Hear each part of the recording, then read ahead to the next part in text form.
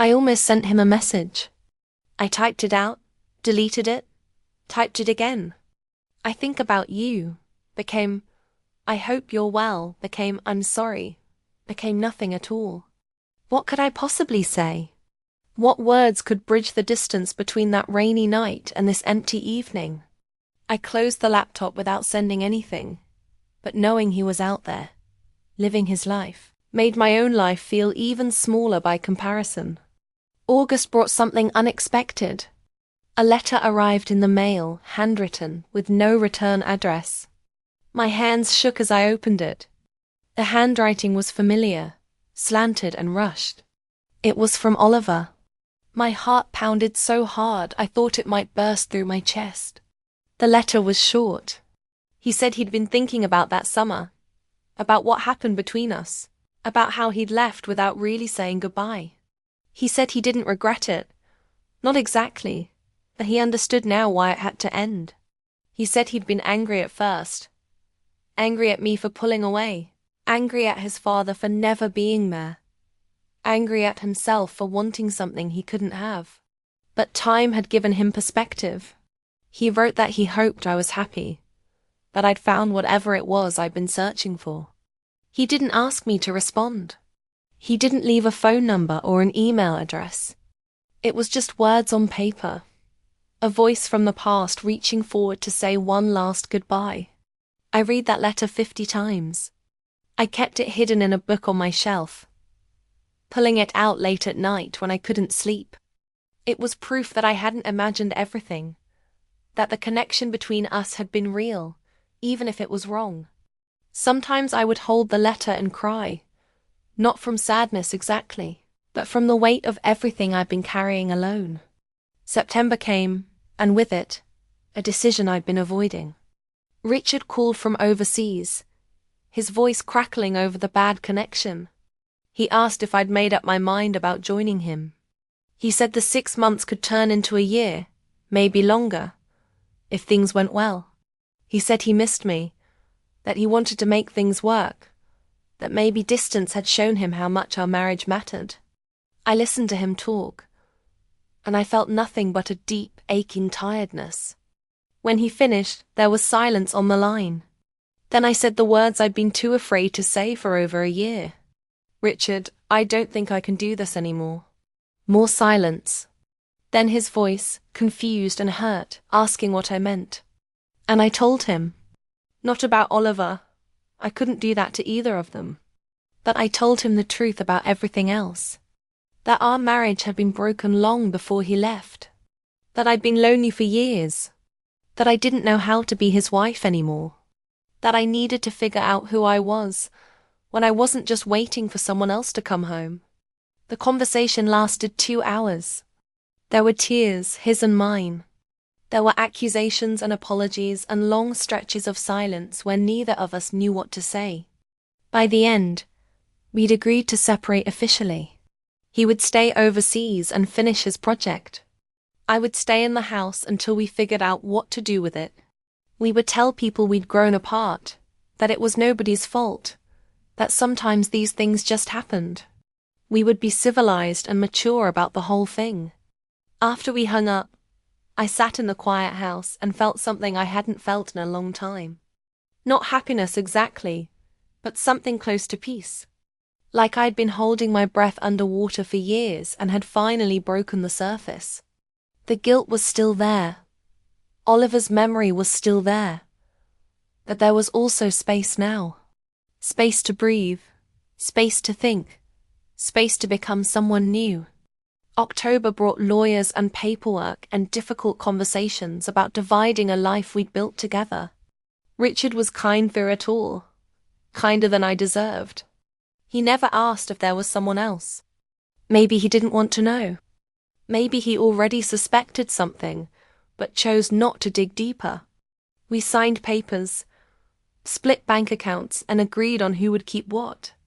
The whole process felt strangely businesslike, like closing down a company that had stopped being profitable. The divorce was finalized in December, just before Christmas. I spent the holiday alone in the house, which would soon be sold. I made myself dinner, poured a glass of wine, and sat by the window watching snowfall on the empty street. I thought about all the Christmases before, the decorations and fake cheer and pretending everything was fine. This Christmas was honest, at least. Lonely, but honest. I thought about Oliver that night, wondered where he was, if he was happy, if he ever thought about me. I wondered if he knew that everything had fallen apart, that the life we'd disrupted had finally collapsed completely. Part of me wanted to find him, to tell him that he'd been right, that I had never forgotten. But I knew that wouldn't be fair to either of us. He'd moved on. He deserved to keep moving. And I needed to learn how to do the same. As the new year approached, I made plans to leave the house, to move to a smaller apartment across town, to start over in whatever way a person starts over at my age.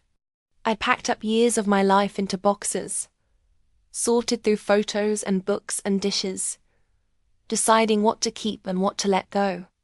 In the back of a drawer, I found the letter from Oliver one last time. I held it in my hands, reading his words again, feeling the ache of everything that had been, and everything that could never be. Then I did something I never thought I'd be able to do. I tore the letter into small pieces and threw them away. Not because I wanted to forget. I knew I never would, but because I needed to stop living in that moment. I needed to stop being the woman who was defined by one forbidden summer, one impossible choice, one night that changed everything. On New Year's Eve, I stood in the empty house one last time. The movers would come in the morning. Richard had already taken what he wanted. The rest would be sold or given away. I walked through each room, my footsteps echoing on the bare floors, saying goodbye to the ghost of the life I'd lived here. When I reached the piano, I stopped. I sat down and pressed a few keys, the sound ringing out in the emptiness. I thought about Oliver sitting here, about the night he said he hated hiding, about all the moments that had led to this one. As midnight approached, I left the house and locked the door behind me. I didn't look back. I drove to my new apartment, small and bare and mine. I opened the window and listened to fireworks exploding somewhere in the distance. People celebrating new beginnings. And for the first time in over a year, I felt something like hope stirring inside me. Not because I'd forgotten what happened. Not because the guilt had disappeared or Oliver's memory had faded. But because I was finally ready to stop punishing myself for being human, for making mistakes, for wanting to feel alive. The story doesn't end with forgiveness or redemption or any neat conclusion. It ends with me, standing in an empty apartment, looking out at a city full of people with their own secrets and regrets and forbidden memories. It ends with me understanding that life is messy and complicated, and sometimes you make choices that break things, including yourself. But you don't stay broken forever. You pick up the pieces, even the sharp ones, and you figure out how to build something new. I don't know what comes next. Maybe I'll find love again, the honest kind that doesn't hide in shadows. Maybe I'll learn to be alone without being lonely. Maybe I'll run into Oliver someday, and we'll have coffee and talk about who we've become. Or maybe I'll never see him again, and he'll remain exactly what he is now. A memory that taught me something painful and necessary about myself. All I know is this. I'm no longer the woman waiting by the phone. I'm no longer the woman who needs someone else to make her feel visible. I'm just Helena, 42 years old, starting over, carrying my scars like lessons instead of wounds. And maybe that's enough. Maybe that's all any of us can hope for.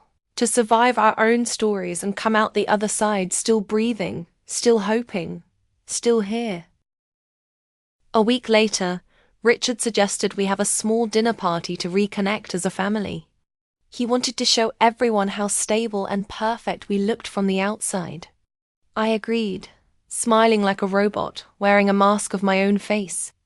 Oliver was quiet that night, polite but distant from everyone. Our eyes met once across the dinner table, and in that quick glance I saw everything. The wanting, the regret, the feeling that this had to end.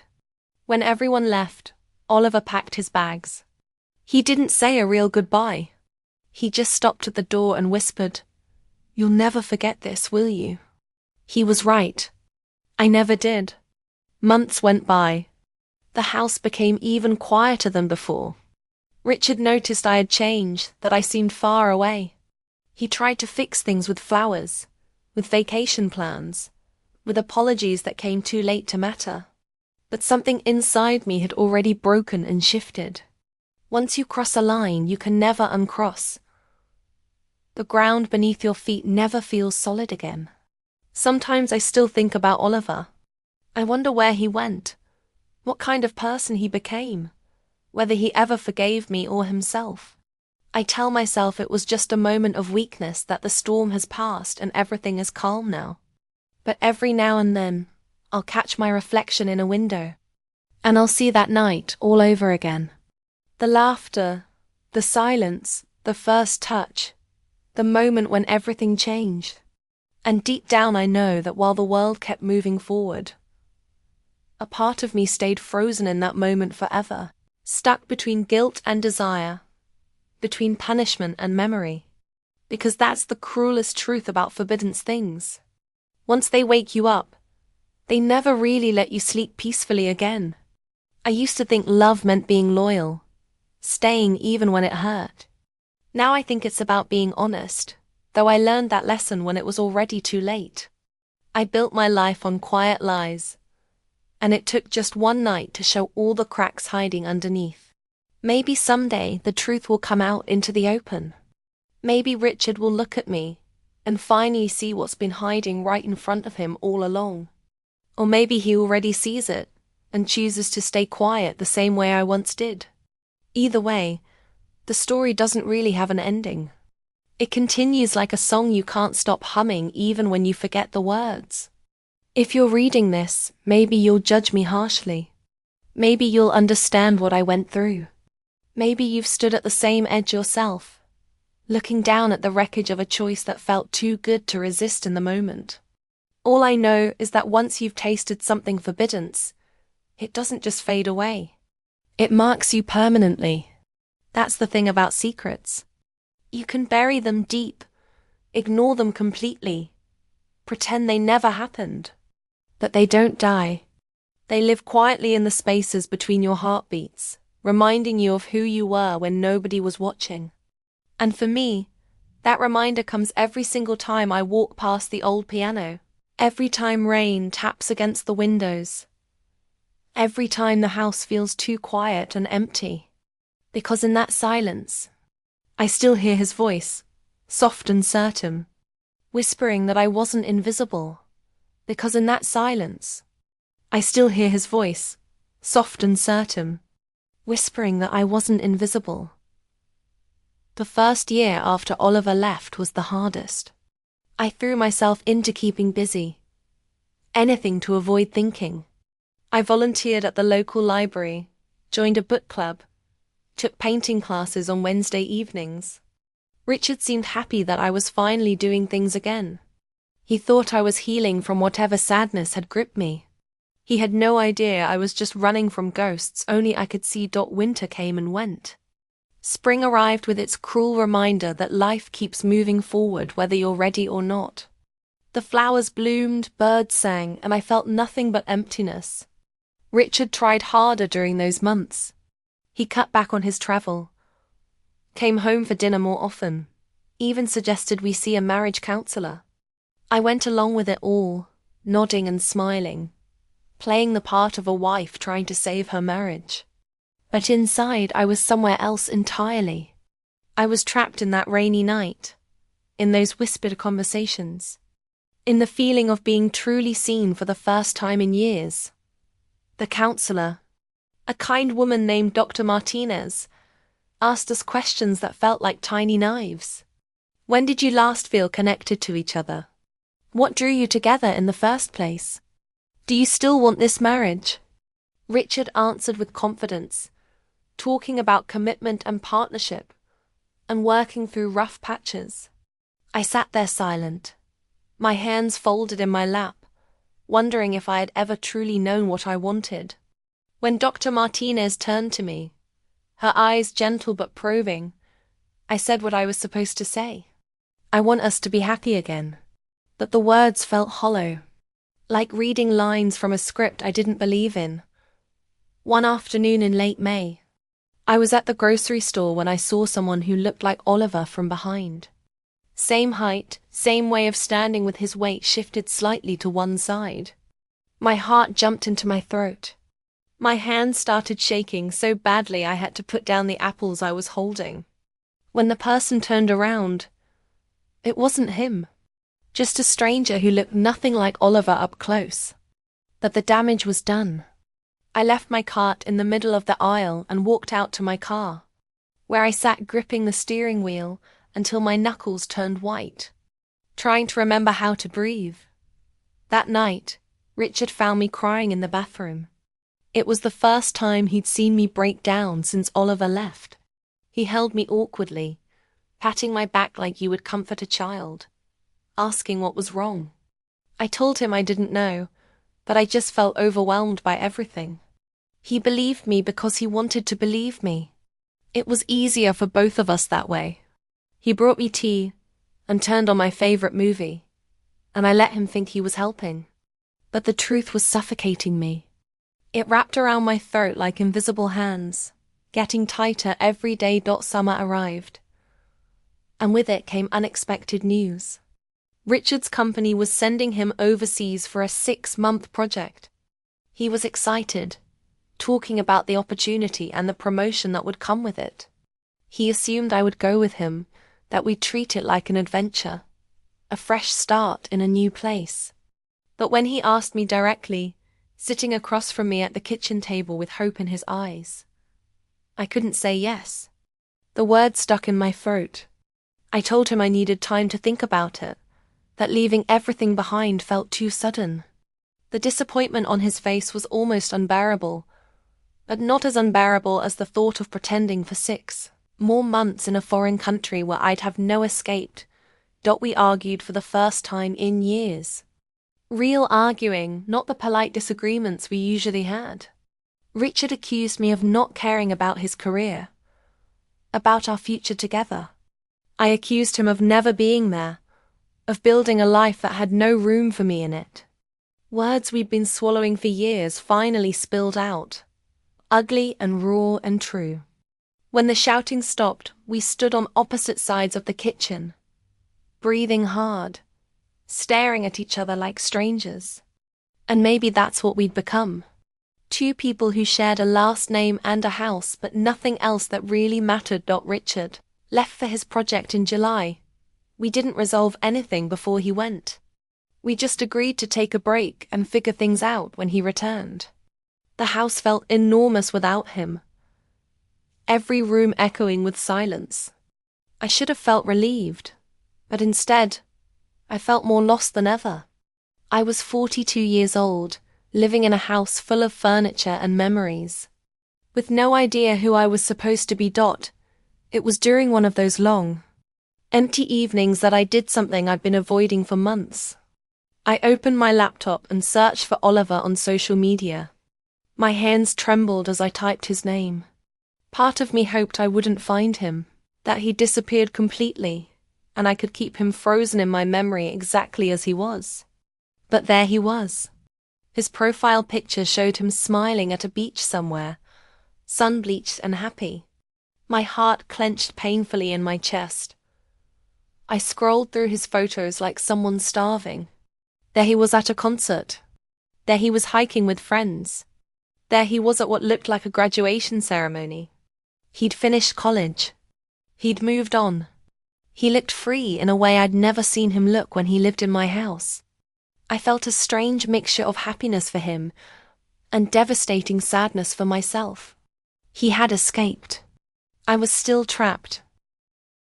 Have you ever made one choice that changed your whole life?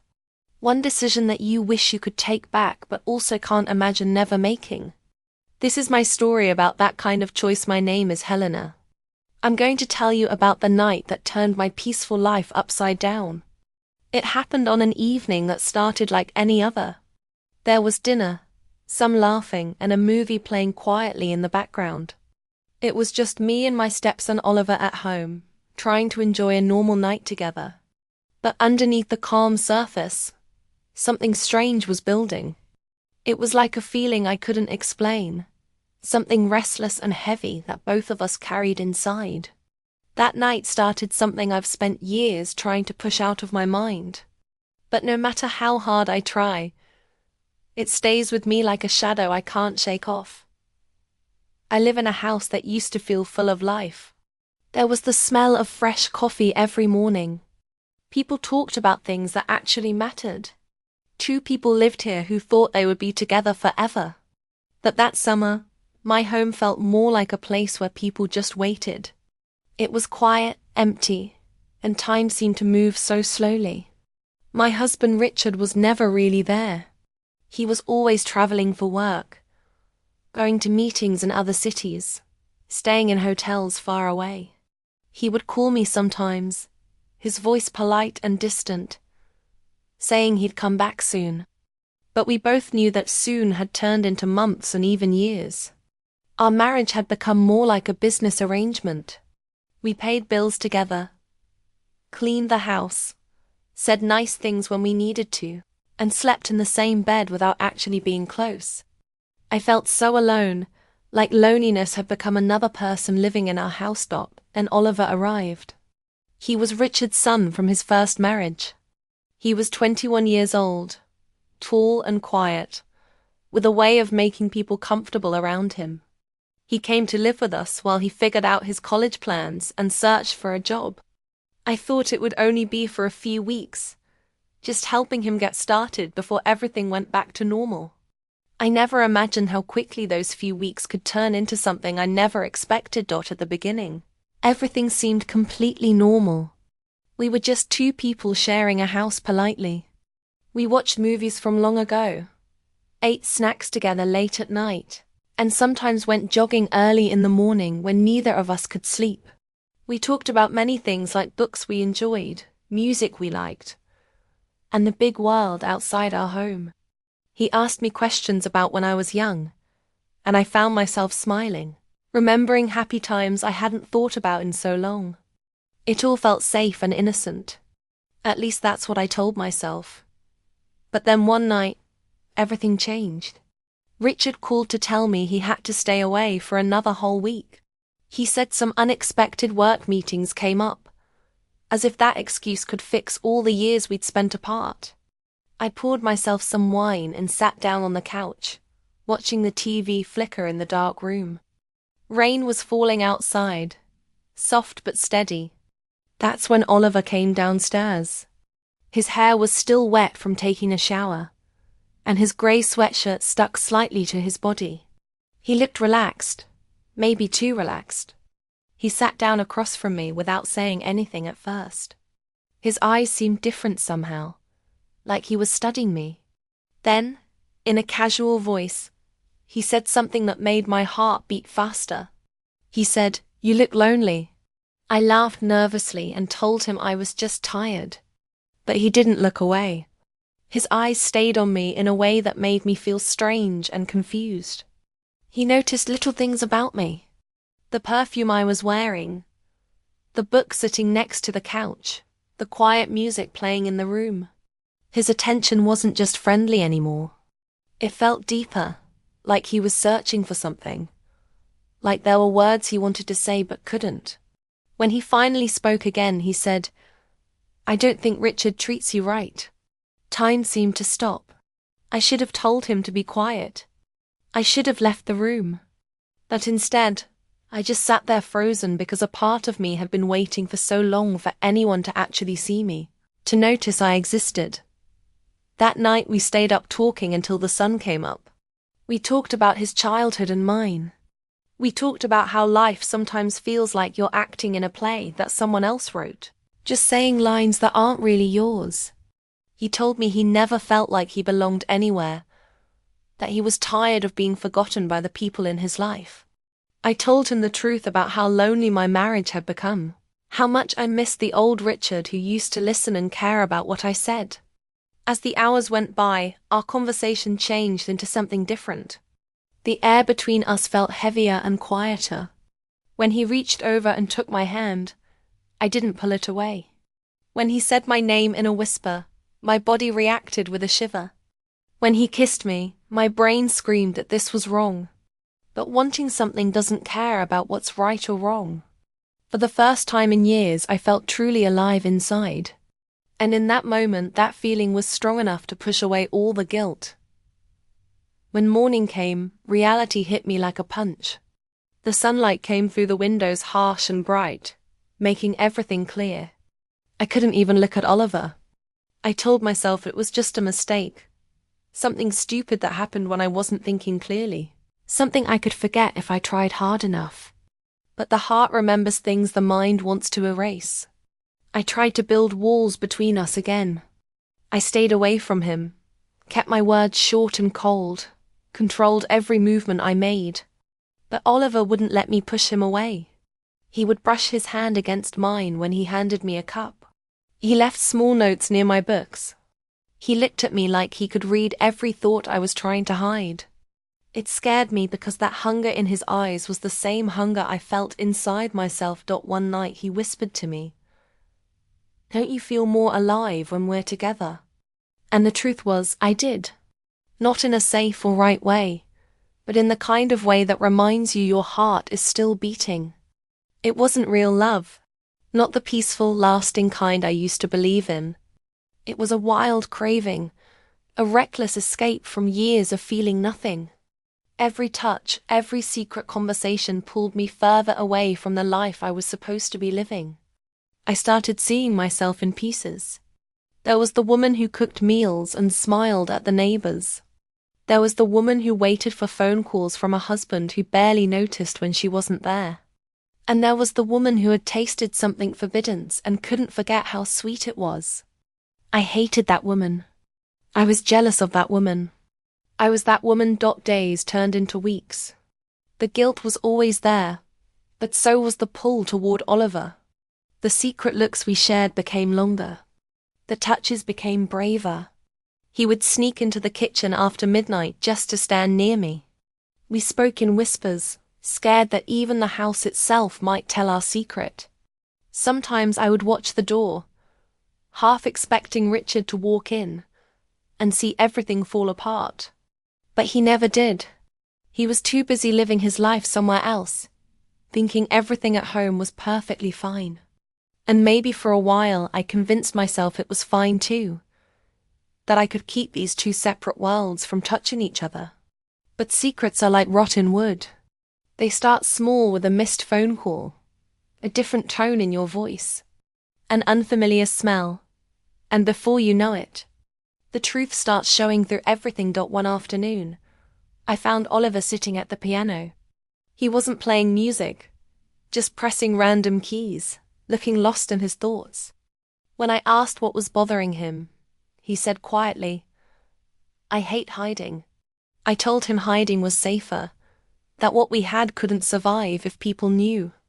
But he looked up at me with eyes that were both fierce and sad, and said, "Maybe I don't care if everything burns down." That night, sleep wouldn't come. I lay next to Richard when he finally came home, his breathing steady and calm, his arm thrown across me like it was just a habit. I stared at the ceiling and realized I didn't recognize myself anymore. Was I the woman who wanted to fix things? Was I the woman who wanted to destroy everything? Was I the woman who had already done both?